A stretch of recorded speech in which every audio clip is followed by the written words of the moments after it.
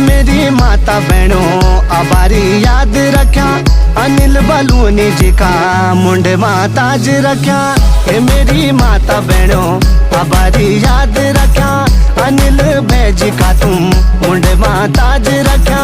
भला मन की बलू सुबो लड़ना लोग सब चूनो, बलूनी जी को दिनू नारू अपड़ू वोट अपना गो है मेरा दाना शाणो।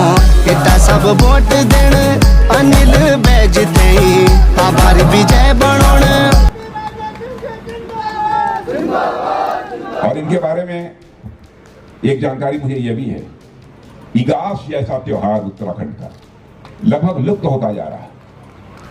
वह इगास का त्योहार जिंदा रहना चाहिए। भारत यहाँ पर उत्तराखंड की परंपरा, उत्तराखंड की संस्कृति कि कोई चीज लुप्त नहीं होनी चाहिए, इसकी भी चिंता करते हुए मैंने इन्हें देखा है। तो उस समय मैंने पूछा था कि इगास पर्व क्या होता है। बहनों भाइयों, सच्चाई है कि मुझे उसकी जानकारी नहीं थी।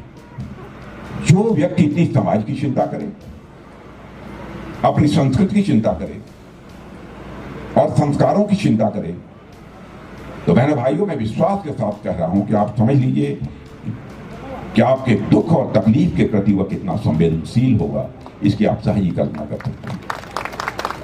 कि आप लोग केवल सांसद नहीं चुन रहे हैं, फिर से दोहराना चाहता हूं, आप लोग केवल सांसद नहीं चुन रहे हैं। वारे उत्तराखंड, अकलेमंद इशारा काफी। राजनाथ सिंह जी हमारे इस उत्तराखंड को, हमारे इस गढ़वाल को, हमारे इस चमोली जनपद को इतना भली भांति जानते हैं। हमारे सुख दुख को, हमारी समस्याओं को, उनके समाधान के बारे में आदरणीय राजनाथ सिंह जी बहुत ही अच्छी तरीके से जानते हैं। और साथियों, मेरे लिए तो बहुत ही दिल्ली में जब भी पार्टी के अंदर मेरे लिए को बहुत ज्यादा स्नेह आदरणीय राजनाथ जी से मिलता है। जब भी मैं किसी काम के लिए गया हूँ, मैं आप सब लोगों को बताता हूँ, जब भी मैं उत्तराखंड का कोई काम लेके जाता हूँ, आदरणीय राजनाथ सिंह जी ने 1 मिनट भी बिना गंवाए उस काम को करके दिया है।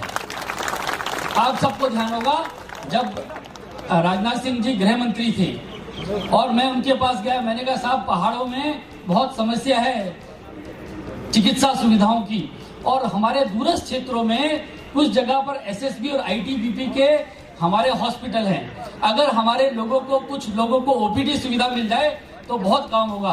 तो आदरणीय राजनाथ सिंह जी ने कहा 1 मिनट के अंदर इसका ऑर्डर करके दिया और हमारे यहाँ दुर्गम क्षेत्रों में ओपीडी की सुविधा मिलनी शुरू हुई। मैं आपका आभारी हूँ मान्यवर कि आपने इस तरीके से हम लोगों के लिए किया।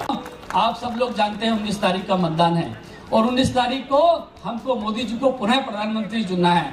19 तारीख का दिन हम सब लोगों को याद रखना है। और 19 तारीख के दिन शादी भी बहुत है, शादी ब्याह भी बहुत है, लेकिन सब लोग ध्यान रखिएगा, उस दिन मतदान करके ही कहीं जाना है, भारी संख्या में मतदान करना है। और सब लोग जानते हैं कि मोदी जी प्रधानमंत्री बन रहे हैं, सब लोग सारी योजनाएं जानते हैं। मैं क्या क्या गिनाऊंगा आप सब लोग जानते हैं। ये माताएं बहनें, मैं जहां जहां जा रहा हूं, माताएं बहनें मुझसे कह रही हैं कि हम मोदी जी का साथ कैसे कभी छोड़ सकते हैं। मोदी जी तो हमारे परिवार के हैं, मोदी जी के ना आगे कोई है ना पीछे कोई है, हम ही तो उनका परिवार हैं। सारी माताएं बहनें मुझे कह रही हैं। मैं जाता हूं, कोई योजना बताता हूं, उससे पहले माताएं बहनें कहती है हम कैसे भूल सकते हैं कि जब जापान, अमेरिका, इंग्लैंड, दुनिया की सारी शक्तियां विफल हो गई कोरोना के सामने, तो मोदी जी ने कहा कि ये हमारा परिवार है 140 करोड़ लोगों का, इनको 3-3 वैक्सीन लगाएं। भाइयों बहनों, दुनिया में किसी देश ने करके नहीं दिया कि 3-3 वैक्सीन फ्री लगाई सब लोगों को। ये कैसे कोई भूल सकता है। हमारी माताएं बहनें कह रही हैं कि वाकई 70 सालों से सुनते थे कि महिला विधेयक पास होगा, विधायक भी महिलाएं बनेंगी, सांसद भी महिला बनेंगी, सब झूठ बोलते थे। मोदी जी ने करके दिखाया, 33% आरक्षण माताओं बहनों के लिए किया। ये माताएं बहनें मुझे खुद अपने से बताती हैं। आप सब लोग जानते हैं, अब मोदी जी ने ठान लिया है, अब मोदी जी ने ठान लिया है माताओं बहनों को, जितनी माताएं बहनें सबको लखपति दीदी बनाने का। आप सब लोग बताते हैं मुझे कि मोदी जी ने ठान लिया है कि लखपति दीदी बनाना है, सबको ड्रोन दीदी बनाना है, महिलाओं के लिए तमाम तरह की सुविधाएं करनी है। आप लोग खुद ही बताते हैं कि उज्ज्वला का कनेक्शन लेने के बाद कितना लाभ महिलाओं के स्वास्थ्य में हुआ है, ये सब हम लोग जानते हैं। भाइयों ने तय कर लिया है कि 100% 100% वोट भारतीय जनता पार्टी को देके अपने भाई नरेंद्र मोदी को दोबारा से प्रधानमंत्री बनाना है। सब लोगों ने ठान लिया है। उत्तराखंड के साथ मोदी जी का कितना लगाव है, इस उत्तराखंड के साथ उनका कितना आध्यात्मिक लगाव है। जब वो प्रधानमंत्री नहीं थे, जब वो मुख्यमंत्री भी नहीं थे, जब वो राजनीति में भी नहीं थे, इन्हीं रास्तों में घूमते थे, इन्हीं यहाँ पर उनका आध्यात्मिक लगाव इस क्षेत्र के साथ है और उनका साधना स्थलीय उत्तराखंड और चमोली और रुद्रप्रयाग रहे हैं। हम कैसे भूल सकते हैं कि वो देश में अगर सबसे कहीं जाते हैं तो हमारे इस गढ़वाल में आते हैं। इस गढ़वाल के साथ उनका लगाव है और हर गढ़वाली ने तय किया कि मोदी जी को प्रधानमंत्री पुनः बनाना है और गढ़वाल के हित के लिए बनाना है। उन्होंने कहा कि अगला दशक उत्तराखंड का होगा। कल पूरा का पूरा रोड मैप बताया है कि कैसे इस उत्तराखंड में विकास करना है, कैसे इस गढ़वाल में विकास करना है, कैसे युवाओं को रोजगार देना है। कोई भी माता बहन उनका बच्चा बेरोजगार नहीं रहे, किसी भी बुजुर्ग का बच्चा बेरोजगार न रहे। मोदी जी ने अगले 5 सालों में तय किया है।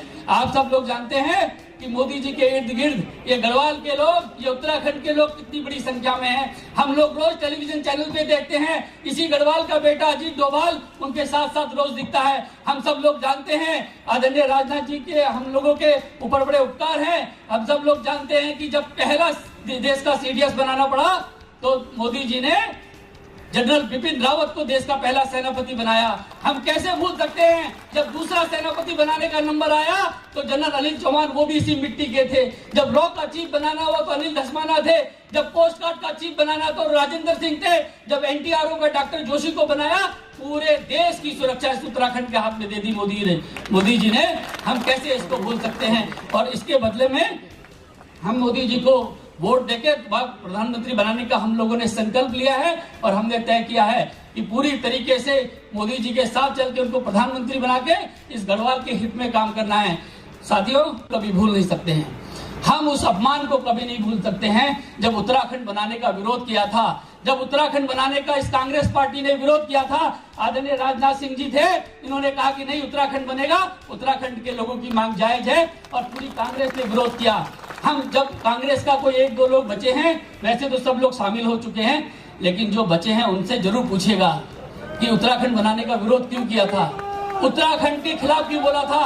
पूछेगा जरूर, कोई कांग्रेसी आएगा तो क्यों तुमने, जरूर पूछेगा कि हमारे बेटे, हमारा शेर जनरल बिपिन रावत को गाली क्यों की दी थी, क्यों गली का गुंडा का था, क्यों उनके शौर्य पर प्रश्न चिन्ह उठाया था, क्यों सर्जिकल स्ट्राइक पर प्रश्न चिन्ह उठाया था।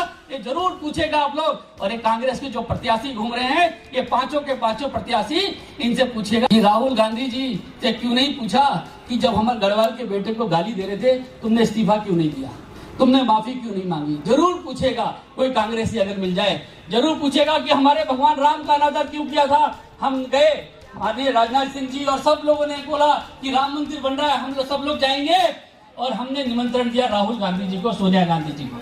कोई कांग्रेसी राम मंदिर जाने के लिए तैयार नहीं है। भगवान धर्म कीड़े मकोड़ों की तरह हैं, हिंदू धर्म नाली के कीड़े की तरह है। ये कांग्रेस और उनके इंडिया अलायंस के साथी बोलते हैं। कभी राहुल गांधी जी ने माफी नहीं मांगी।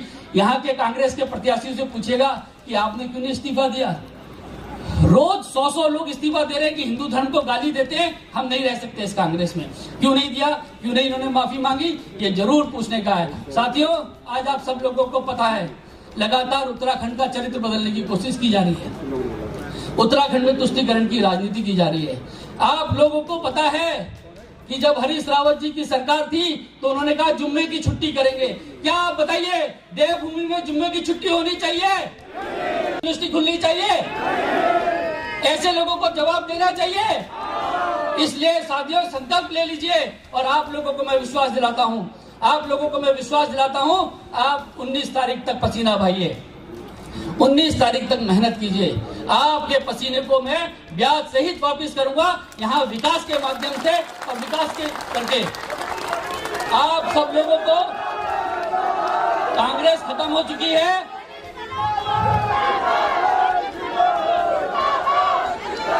साथियों, कांग्रेस खत्म हो चुकी है, कांग्रेस समाप्त हो चुकी है। अपना वोट खराब मत कीजिए, लेकिन कांग्रेस की झूठ बोलने की प्रवृत्ति खत्म नहीं हुई।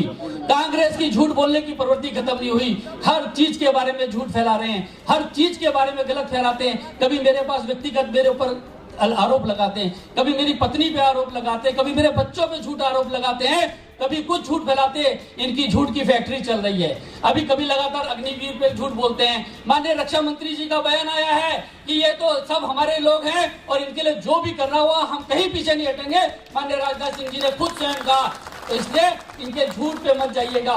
और आप लोगों को मैं कहता हूं, इस गढ़वाल की सेवा के लिए, इस गढ़वाल को नया गढ़वाल बनाने के लिए, इस गढ़वाल को बदलने के लिए अनिल बलूनी अपनी जान लगा देगा। और आप लोगों को पता है, मैं बहुत गंभीर रूप से बीमार था, कह के जाता हूं, मेरे जीवन का क्षण क्षण और मेरे जीवन का शरीर का कण कण इस गढ़वाल की सेवा करेगा। यहाँ लोगों की सेवा के लिए मैं लौट के आया हूँ। आप लोग 19 तारीख का मेरा साथ दीजिए और 19 तारीख के बाद अनिल बलूनी आपके सेवक की तरह आपके लिए काम करेगा।